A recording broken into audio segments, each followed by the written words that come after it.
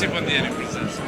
Shumë i kënaqur që jam sot këtu mes një ambienti shumë mirë sportiv me një nga profesorët e futbollit të zonës dhe jo vetëm por aty nacional, që ja respektoj kontributin e tij dhe në zhvillimin e futbollit, por edhe në pasurimin e aktivitetit të tij, të mësimeve të tij në një libër.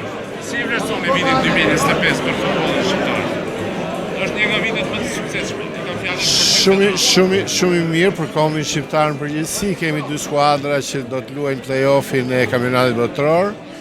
Nuk ka ndodhur asnjëherë në histori që të luajë qoftë dhe një, vetë kombëtare shqiptare që është më e vjetër, ne jemi me 2.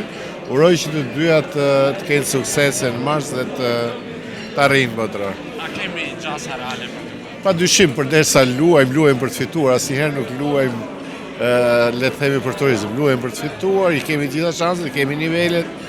Kosova ka një skuadër shumë të mirë, Shqipëria gjithashtu dhe shanset janë barabarta për gjitha skuadrat që janë në play-off.